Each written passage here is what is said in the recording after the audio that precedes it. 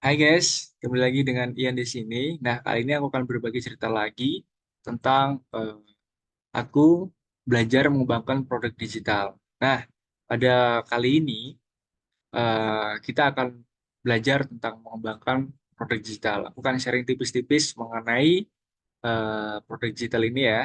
Oke, kita akan lanjut ke materinya. Nah, jadi mengapa sebelumnya mungkin teman-teman juga bertanya mengapa sih produk validation digital ini perlu dikembangkan. Nah, jadi teman-teman, produk validation ini perlu dikembangkan dalam bentuk digital itu karena bisa membantu memastikan bahwa produk yang dikembangkan itu memenuhi kebutuhan dan keinginan pasar.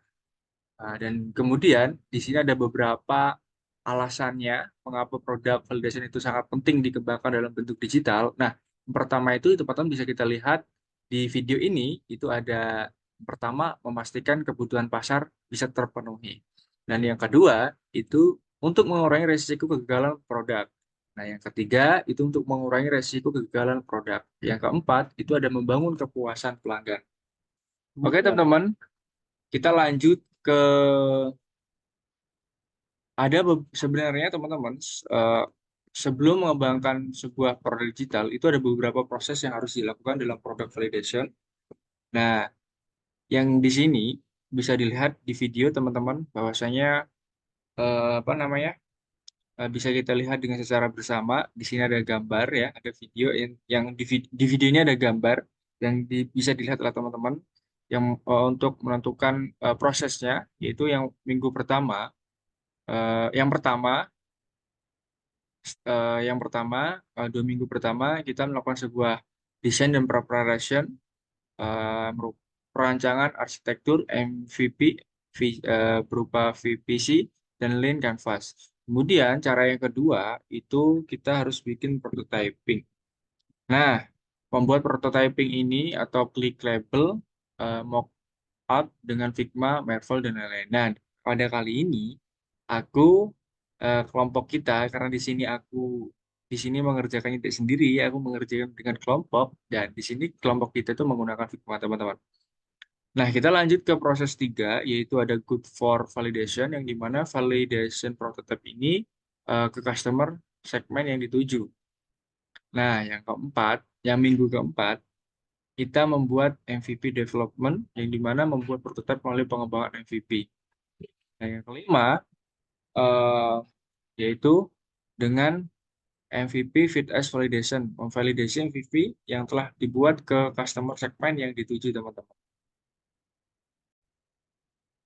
Nah, mungkin teman-teman di sini juga bertanya-tanya tentang yaitu apa sih itu MVP. Dari tadi kita menyebutkan MVP terus ya. Ya, jadi itu MVP itu merupakan singkatan dari minimum viable produk teman-teman, yang dimana merupakan versi produk yang paling dasar yang untuk memenuhi kebutuhan minimum penggunanya teman-teman. Jadi seperti itu MVP ya artinya. Kita lanjut ke selanjutnya teman-teman. Nah, di sini teman-teman, di sini ada prototipe teman-teman. Bisa kita lihat ini prototipe dari kelompok kita yang dibuat dengan Figma teman-teman. Nah, saya akan jelaskan apa sih itu prototipe. Di prototipe ini adalah sebuah apa? Bentar teman-teman.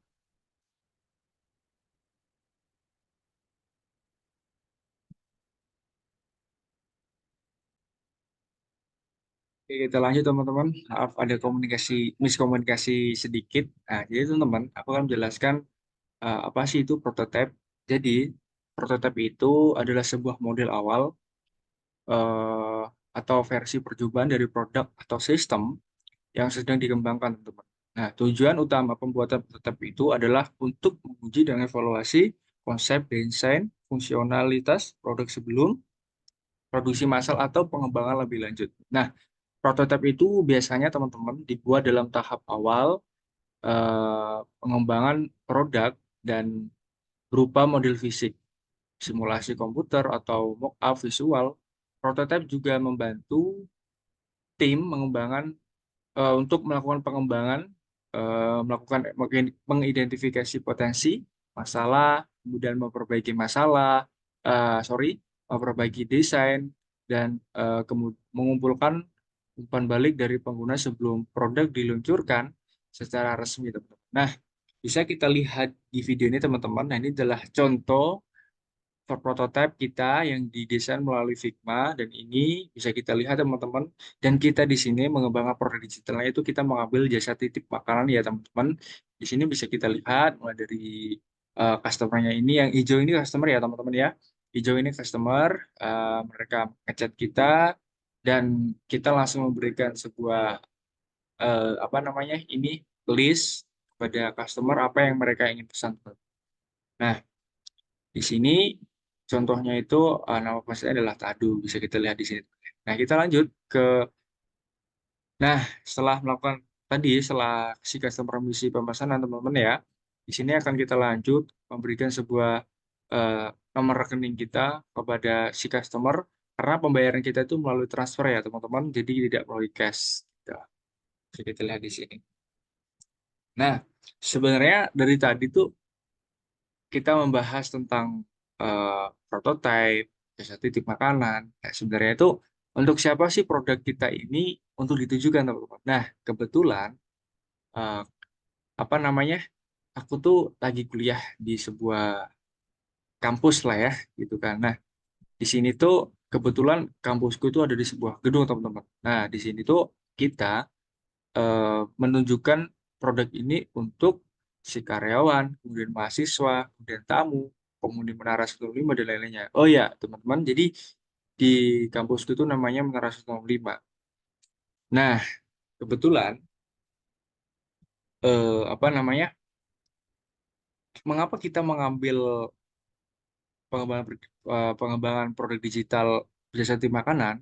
Karena kita melihat dari sebuah masalah yang dialami oleh karyawan, mahasiswa, tamu, dan yang lainnya. Ketika mau makan di jam siang, itu banyak kendalanya, teman-teman. Mulai dari liftnya macet, mulai kadang kehabisan makanan, kemudian mulai males turun. Nah, itulah, teman-teman. Kita em, berawal dari sebuah masalah itu, muncullah sebuah ide untuk memberikan sebuah solusi dengan menawarkan sebuah produk kita yaitu sensitif makanan. Nah, bisa kita lanjut, teman-teman. Gimana sih cara kita menentukan langkah-langkahnya, menentukan value proposition itu dari customer profile, teman-teman. Nah, jadi yang pertama, teman-teman, kita harus bisa melihat, pahami si customer profile-nya itu. Kebutuhannya apa, masalahnya apa. Kemudian yang kedua, identifikasi masalah atau kebutuhan si pelanggan. Dan yang ketiga, kita menawarkan solusi yang relevan, dalam arti solusi yang benar-benar bisa membantu para karyawan, mahasiswa, tamu, dan lain-lainnya. Dan kita melakukan sebuah prototipe dan uji konsep. Tapi sebelumnya, teman-teman, kita juga melakukan, saat pengujian ini, kita juga melakukan wawancaraan dengan para si customer atau si karyawannya atau si mahasiswanya, apa sih masalah dia, sehingga kita harus mencari sebuah solusinya, teman-teman. Nah, kita lanjut, teman-teman. Di sini, setelah kita melakukan sebuah uji coba dan kita melakukan sebuah wawancara kepada si customer, di sini tim kita melakukan sebuah penulisan yaitu tentang nilai profesi Canvas. Nah, bisa kita lihat di video kali ini, yang dimana kita bisa dilihat ya, ada lingkaran, ada kotak. Nah, di lingkaran ini kebetulan itu ada gens, teman-teman. Nah, di gens ini, si customer itu ingin lebih mudah ketika ingin makan siang itu, customer pengen lebih mudah, kemudian murah, dan bisa menghemat waktu dalam memesan makanan. Kemudian membeli makanannya di kita rata-rata si karyawan karena makanannya itu di bawah ya, dan rata-rata itu orang membeli makanannya di lobi, teman. Kemudian time dan pains-nya, pains-nya yaitu time dan effort was dalam membeli makanan siang. Nah, di kotak ini itu ada gains creation yang di mana kita mengadakan garansi refund jika terjadi tidak sesuai pesanan dari pihak kurir atau lainnya. Kemudian kita juga mengurangi time and effortless dalam memberi makan siang. Kemudian juga kita layan jasa titip ini dalam gedung untuk membeli makanan dan mengantarkan makanan ke pengguna fungsinya teman-teman. Nah, di sini aku kan juga akan berbagi tentang hubungan antara prototipe yang telah dibuat dengan value profession yang telah didefinisikan.